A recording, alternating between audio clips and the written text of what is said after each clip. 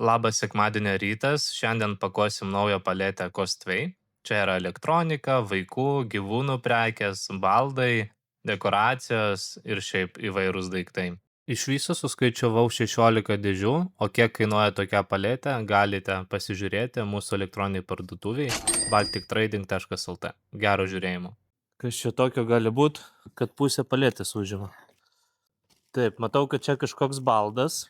Bandysim jį sudėti. Pažiūrėsim, ar visos dalis. Nu, čia matosi kėdė jau tokia bus. Didelė šviesi. Ir va, visos kojos ir sutvirtinimai. Matome, kad toks foteliukas.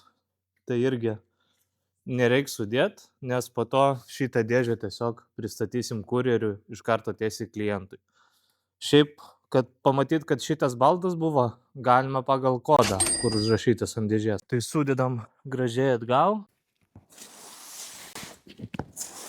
Antra dėžė irgi didelė. Kaip ją čia atidaryti geriau?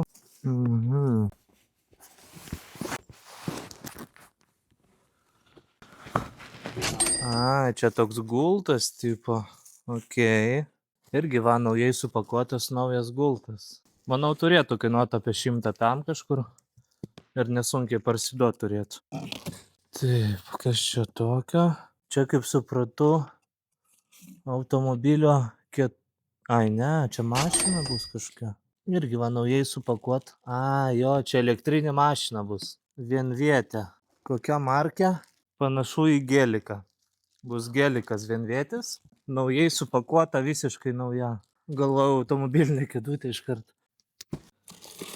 Čia, kaip suprantu, yra dekoracija. Didelė visai. Čia sparnai. Tai bus angelo kažkokia dekoracija turbūt. Labai gražiai supakuota. Bet tokia gražiai blizganti. Noriu nors vieną dalį jums šitą parodyti. Turėtų kainuoti šiaip tokia dekoracija biškė. Irgi nauja pakuotė.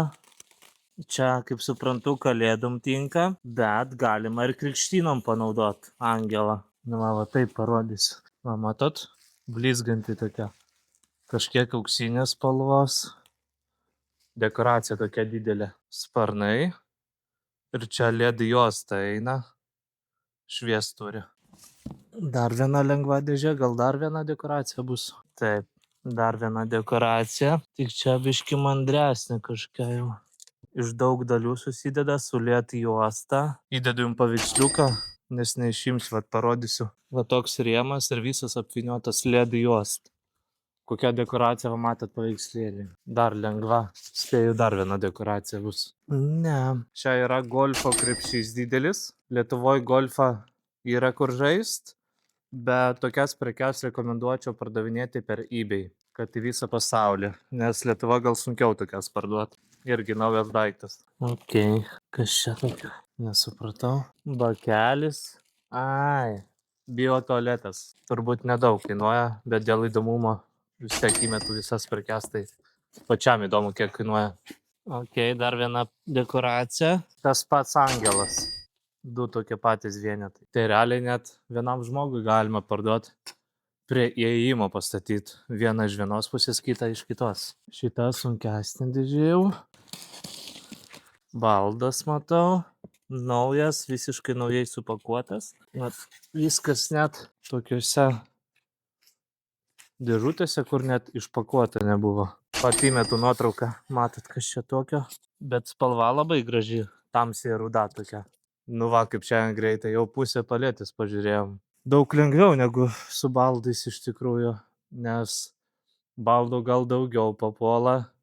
O čia surinkinėti tiek nereikia. Nežiūrėkit, jau daugiau nei pusę paletės pagal dydį. Tiesiog pažiūrėjom, kas per prekę.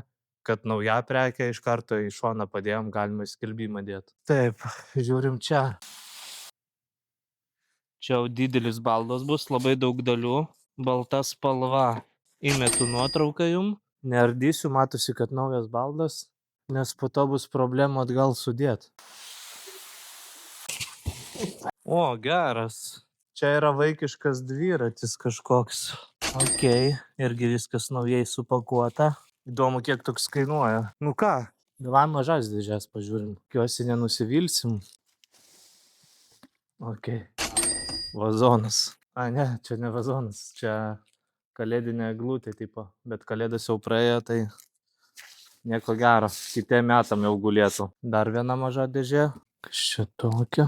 Ai, čia žodžiu, kai miegi su vaiku, iš šono atrama, kad vaikas neiškristų. Va taip. Dabar tik supratau, iš karto negalėjau suprast. Taip. Kiek čia? 3 dėžės tik liko, šiandien labai greitai. Gražiai supakuota, labai nesinori traukti. Žodžiu, pagal kodą įmetu, kas čia tokio, nes pats nesuprantu. Gražiai supakuota, daug dalių nesinori traukti. Irgi nauja prekė. Čia irgi baldas. Labai gražiai supakuotas. Nu, naujutėlis daiktas. Neišiminėsiu, pagal kodą pažiūrėsiu. Kas čia per baldas?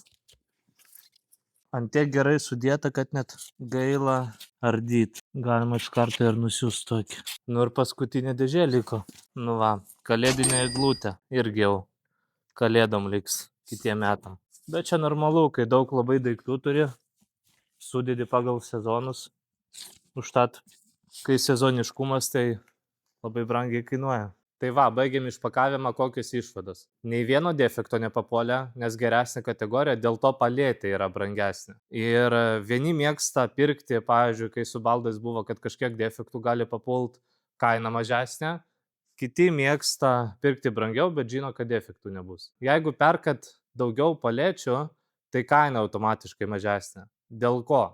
Nes, pavyzdžiui, jūs perkat vieną palėtę, kitas pas mus stovi ir mes mokam už sandėliavimą, kol neišpirktos kitos palėtės, mes negalim naujos fūros užsakyti. Jeigu perkat daugiau, mes iš karto iš nuomos sumą atskaičiuojam ir padarom jum nuolaidą nuo kiekvienos palėtės. Kiekvieną palėtę kiek kainuoja, galite pažiūrėti užėję į baltictrading.lt, paspaudžiat, pavyzdžiui, ant cost 2 palėtės ir ten rodys, kad viena palėtė kainuoja tiek, perkant 3 kaina bus tokia, perkant 7 kaina bus dar mažesnė.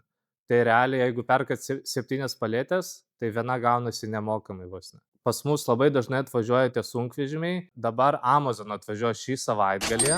Jeigu vairuotojas nuspręs savaitgalį ilsėtis, tai bus pirmadienį. Viską aš pranešu savo uždaroje WhatsApp grupiai ir prie jos galit prisijungti, paspaudę nuorodą vaizdo įrašo aprašyme. Ir prisijungsit prie grupės, aš ten rašau, kada fūros atvažiuoja, rašau visokiausius didmeninius pasiūlymus.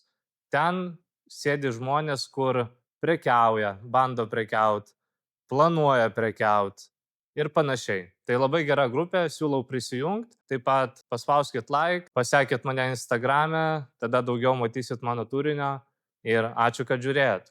Iki.